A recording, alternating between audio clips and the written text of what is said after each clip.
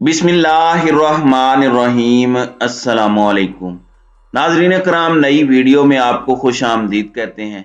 कराची के मेयर के लिए जोड़ तोड़ अहमियत इख्तियार कर गई है। इलेक्शन कमीशन ऑफ पाकिस्तान की जानिब से मजमूअन 235 यूसीज के जारी करदा नताइज के मुताबिक पीपल्स पार्टी 93 सीटें लेकर सर फहरिस्त रही।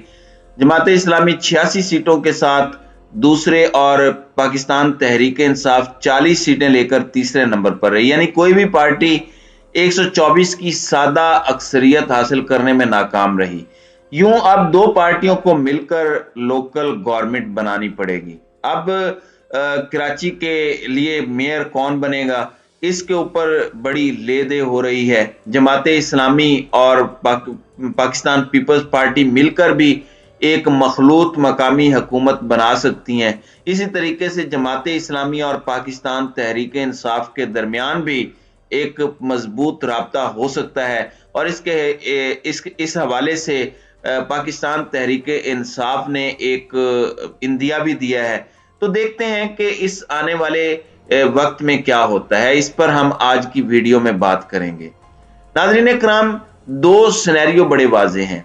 पहला मजबूत सिनेरियो यह है कि बल्दियाती इलेक्शन में दो सफ़े अव्वल की पार्टियां यानी पीपल्स पार्टी और जमात इस्लामी मिलकर बल्दियाती हुकूमत बना लें, और दूसरे सिनेरियो के मुताबिक तहरीक इंसाफ के साथ मिलकर जमात इस्लामी अपना मेयर ला सकती है। अगरचे जमात इस्लामी और पीपल्स पार्टी के माबैन वाज़े नजरियाती और सियासी इख्तलाफ मौजूद है, लेकिन इस बात का इम्कान मौजूद है कि दोनों पार्टियां मिलकर जो है वो हुकूमत बना सकती हैं। दूसरी जानिब पीटीआई की कोशिश है कि वो जमात इस्लामी को पीपल्स पार्टी की तरफ ना जाने दे और अपनी सीटें उनके हवाले कर दे। इसका इंदिया पीटीआई के रहनुमा फिरदौस शमीम नकवी दे चुके हैं। अगरचे उन्होंने किसी भी पार्टी के साथ इत्तेहाद ना करने का ऐलान किया, ताहम साथ ये भी कहा कि अगर पीटीआई को लीड ना मिली तो जमात इस्लामी की गैर मशरूत सपोर्ट करेंगे। तो नाज़रीन कराम, इन दो सिनेरियो में $1 मिलियन सवाल यह है कि किसके इत्तेहाद से मार्ज़े वजूद में आने वाली मकामी हुकूमत से कराची और उसके अवाम का भला होगा।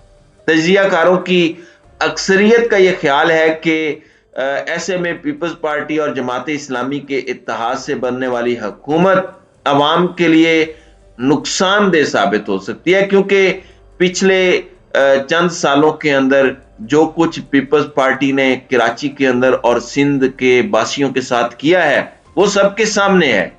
फंड्स के हवाले से फंड्स के ऊपर किस तरह से कब्जा जमाया गया, किस तरीके से सैलाब जदगान को जलील किया गया, किस तरीके से पीपल्स पार्टी ने वहां के रहने वालों को जलील करके रखा, वो आप सबके सामने है। एक हमेशा से पीपल्स पार्टी जो है वो एमक्यूएम और मेयर के लिए दर्द सर बनी रही, और फंड्स के मामले में भी पीपल्स पार्टी हमेशा एक चैलेंजिंग जमात के तौर पर सामने आई। इसलिए जमात इस्लामी के हवाले से ये कहा जा रहा है कि हो सकता है कि जमात इस्लामी पीपल्स पार्टी के साथ अपना इत्तेहाद ना करे। चंद माह पहले होने वाली तरामीम को अगर नजर सामने रखें, अगर इंतजामी उमूर का उसकी नजर से जायजा लिया जाए तो अब्बासी शहीद अस्पताल और कराची मेडिकल डेंटल कॉलेज समेत के एमसी के तमाम हस्पताल और तालीमी इदारे लोकल गवर्नमेंट के हवाले किए जा चुके हैं। इसी तरह वाटर बोर्ड का चेयरमैन अब सूबाई वजीर के बजाय मेयर होगा, जबकि डेवलपमेंट अथॉरिटीज भी मेयर के मतहत होंगी, जिनमें केडीए, एमडीए और एलडीए शामिल हैं। दूसरी जानिब Sindh salt waste management board, जिसे कमाई का एक बड़ा जरिया समझा जाता है, वो भी मेयर के नीचे होगा। माली उमूर को देखा जाए तो चार्जर्ड पार्किंग समेत शहर के बेशतर टैक्सेस और फीसें भी लोकल गवर्नमेंट वसूल कर सकेगी।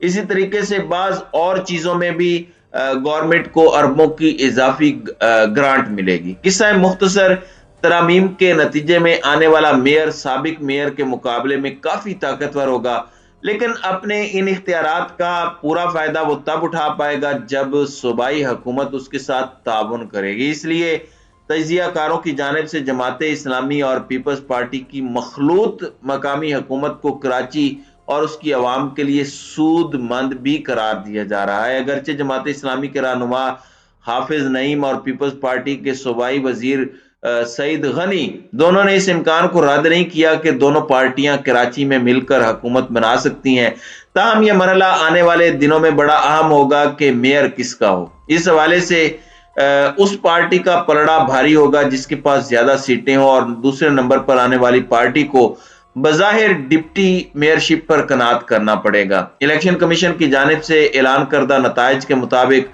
سر فہرست پیپلز پارٹی اور دوسرے نمبر پر جماعت اسلامی ہے، لہذا یقیناً اگر دونوں پارٹیوں کے مابین اتحاد کے لیے مذاکرات کا باضابطہ سلسلہ شروع ہوتا ہے تو پیپلز پارٹی اکثریتی سیٹوں کی بنیاد پر اپنا میئر لانے کا اصرار کرے گی۔ دیکھنا یہ ہے کہ جماعت اسلامی اس پر آمادہ ہوتی ہے یا وہ پھر دوسرا آپشن اختیار کرتے ہوئے پاکستان تحریک انصاف کے ساتھ مل کر مقامی حکومت بنانے کو ترجیح دیتی ہے۔ اس حوالے سے آج یعنی یہ جو منگل کا دن ہے یہ بڑی صورتحال کو کافی حد تک واضح کر دے گا۔